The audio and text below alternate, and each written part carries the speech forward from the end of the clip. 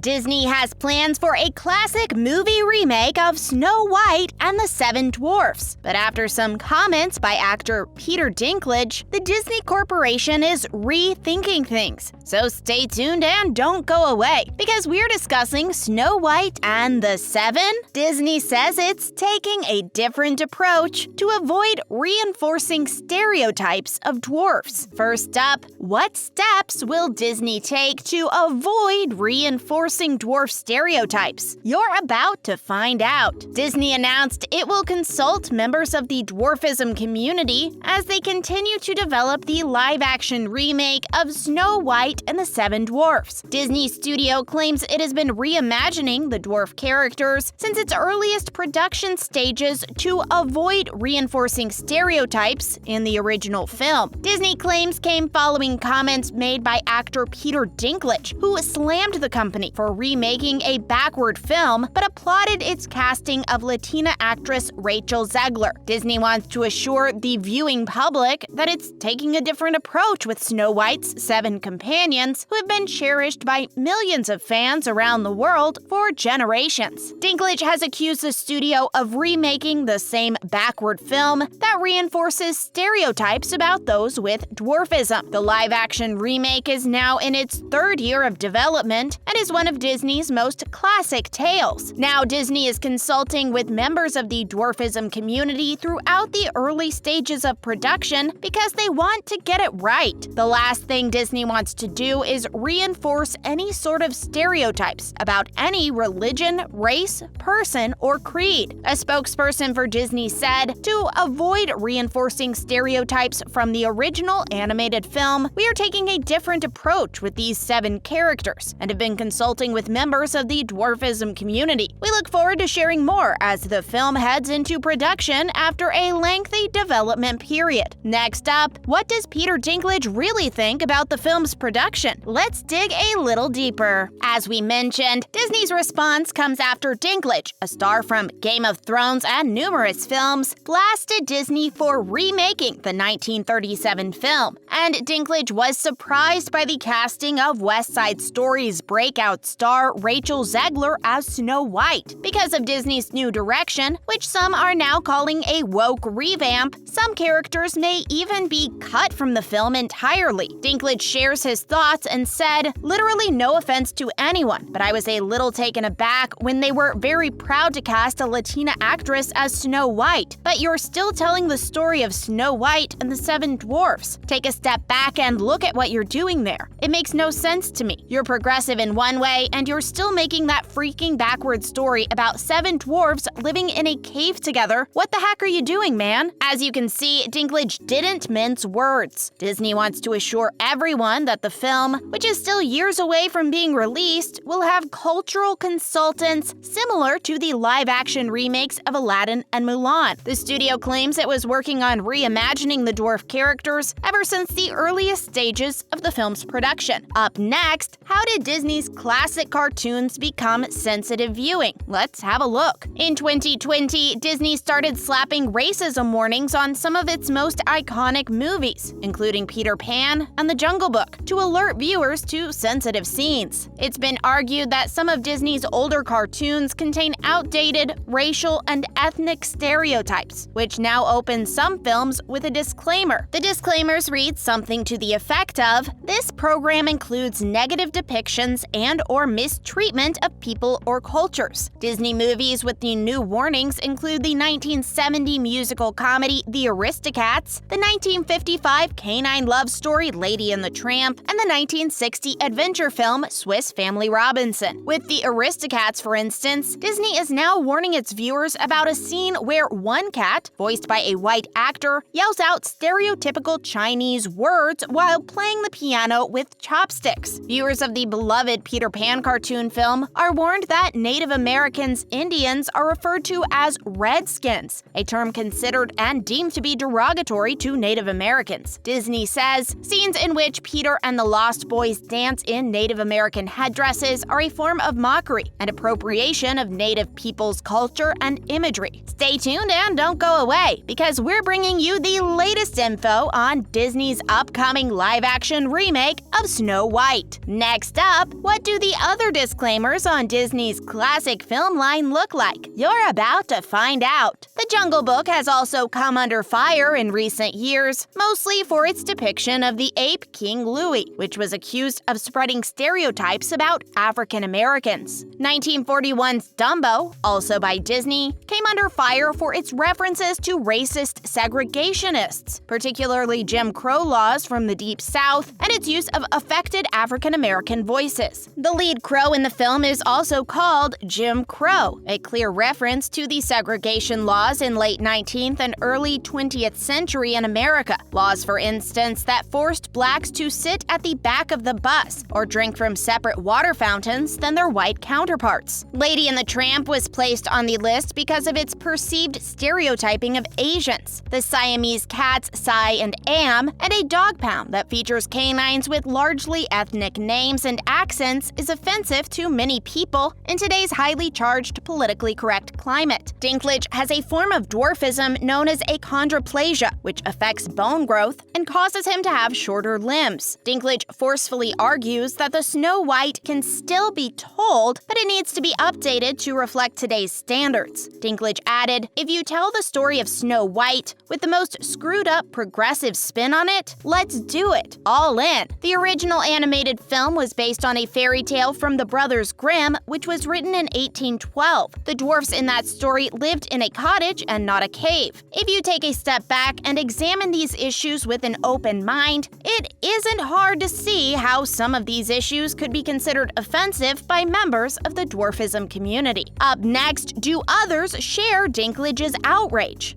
Absolutely. Dinklage's concerns are shared by the Restricted Growth Association in the UK. Rhonda Cutmore, a member of the association, said, "I very much stand with Peter Dinklage on the disappointment and irritation toward Disney for the remake of Snow White. As a 46-year-old woman with restricted growth, this story has always had a negative impact on me. Not just the physical characteristics, but the labeling of dopey and bashful were not helpful in the playground. People with restricted growth are in majority born to average height parents. They never live in gingerbread houses, have little bear beds, nor live in homogenous groups together." And dwarfism expert/writer Steph Robson said she hoped film producers make an effort to avoid stereotypes in retelling of the classic Snow White movie. Robson explained, "It is my hope that the latest live-action remake and Disney will at the very least go some way to redress the decades of the one-dimensional stereotypes that our disability continues to experience, especially within arts and cultural settings." But the story itself has been criticized too as being ableist, meaning it portrays the dwarfs with lesser intelligence. Another point of contention as far as the story is concerned is that Snow White sees the dwarfs as children, thereby infantilizing them. Next up, who will star alongside Zegler? Let's take a look. Starring alongside Zegler will be Gal Gadot as the evil queen. Mark Webb will be directing from a screenplay written by veteran writers Greta Gerwig and Aaron Cressida Wilson. Oscar-nominated producer Mark Platt, who also developed Disney's live-action remake of The Little Mermaid, is set to produce the film. You'll see Dinklage again soon in the upcoming film American Dreamer with Shirley MacLaine, Danny Glover, Matt Dillon, and Danny Pudi, which is currently in the post-production phase. Dinklage is a busy guy and has a number of projects currently filming, such as The Toxic Avenger, Brothers, and Hit Pig. But not everyone agrees with Dinklage's attack on Disney's Snow White remake. One such person is pro wrestler and actor Dylan Postle, who himself has been afflicted by dwarfism. Postle says that the esteemed actor took things way too far and is actually hurting the dwarf community. Postle argues that Disney's fairy tale remake gives 7 real-life people in the dwarf community a chance to star in a movie. Postle argues that it's difficult for these actors to get these types of life-sustaining roles. Postle says Peter's taking roles away from dwarfs and the little people community by being so critical. As a result, Postle believes that studios could back off from pursuing such projects in the future. Finally, did Dinklage really drink snot? Actor Haley Bennett says she and Peter Dinklage shared a unique bond while working together on Cyrano. Bennett revealed that Dinklage would often drink her her snot while the two were performing in the stage musical version of Cyrano. The two stars then worked together on the film version. Bennett spoke of working with Dinklage and said, "He drinks my snot a lot. He drank a lot on stage. For the same reason, when we would be on stage together during that tragic ending, it never failed that my snot would just drip into his mouth. And after the curtains closed, I'd be like, I'm so sorry." That's a wrap for today's video. Thank you for watching.